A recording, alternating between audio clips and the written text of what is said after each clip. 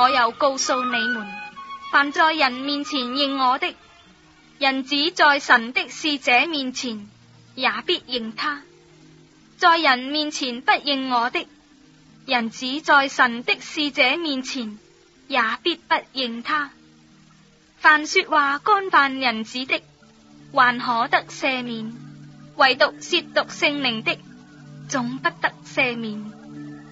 人帶你們到會堂，並官府和有權柄的人面前，不要思慮怎麼分訴，說什麼話，因為正在那時候，聖靈要指教你們當說的話。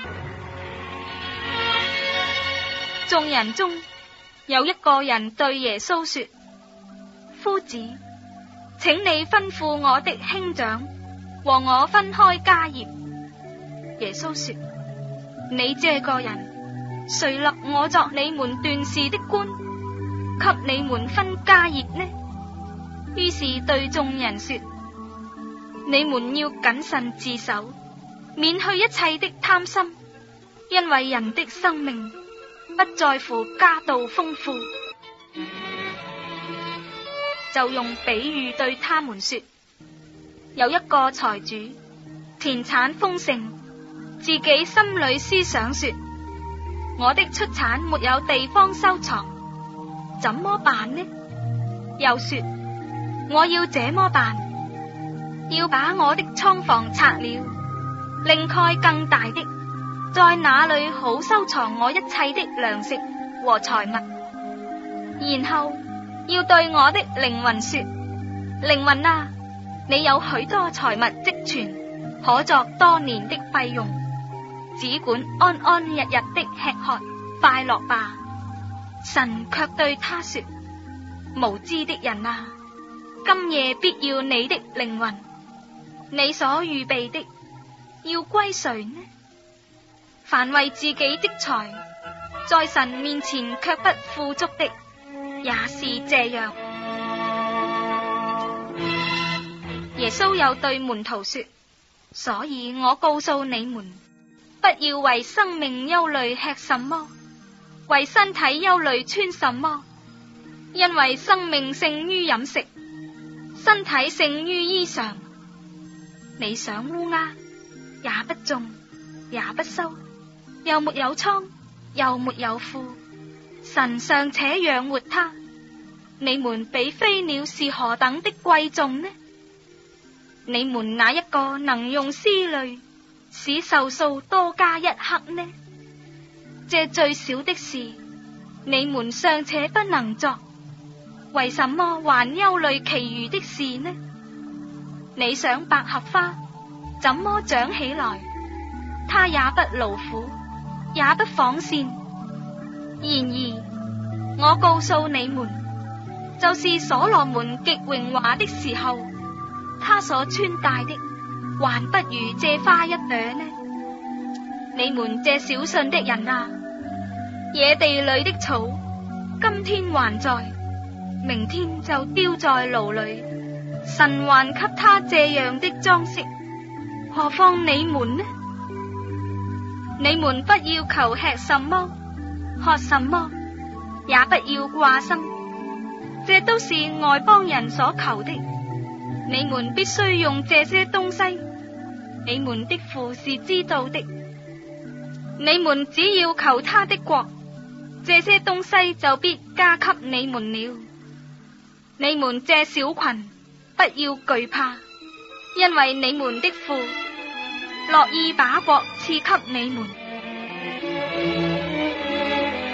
你們要變賣所有的，周濟人，為自己預備永不壞的錢囊，用不盡的財寶在天上，就是賊不能近，蟲不能蛀的地方。因為你們的財寶在哪裏，你們的心也在哪裏。你們腰裏要束上帶，燈也要點着，自己好像僕人等候主人，從婚姻的筵席上回來。他來到叩門，就立刻給他開門。主人來了，看見僕人警醒，那僕人就有福了。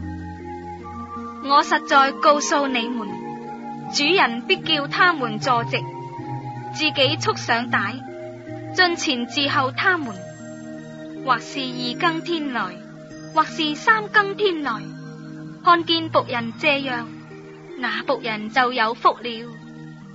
家主若知道賊什麼時候來，就必警醒，不容賊挖透房屋。這是你們所知道的，你們也要預備，因為你們想不到的時候，人子就來了。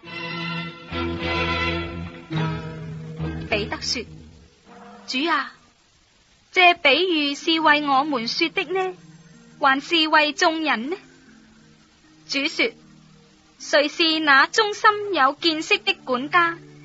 主人派他管理家裏的人，按時分糧給他們呢？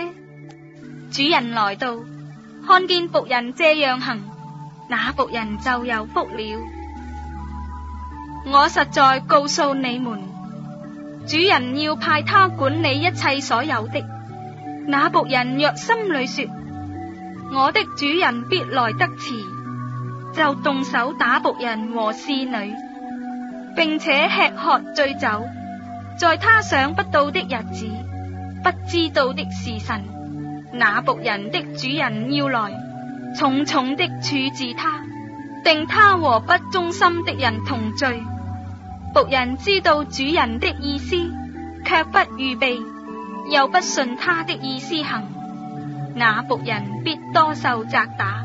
唯有那不知道的，作了當受責打的事，必少受責打，因為多給誰，就向誰多取；多託誰，就向誰多要。我來要把火丟在地上，倘若已經着起來，不也是我所願意的麼？我有當受的針，還沒有成就，我是何等的迫切呢？你們以為我來是叫地上太平麼？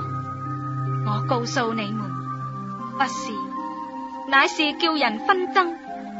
從今以後，一家5個人將要紛爭，3個人和2個人相爭，2個人和3個人相爭，父親和兒子相爭，兒子和父親相爭，母親和女兒相爭，女兒和母親相爭，婆婆和媳婦相爭，媳婦和婆婆相爭。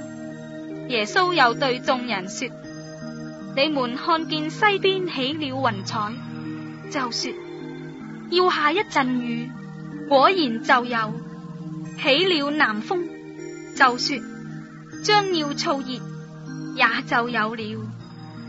假冒為善的人啊，你們知道分辨天地的氣息，怎麼不知道分辨這時候呢？你們又為何不自己審量，什麼是合理的呢？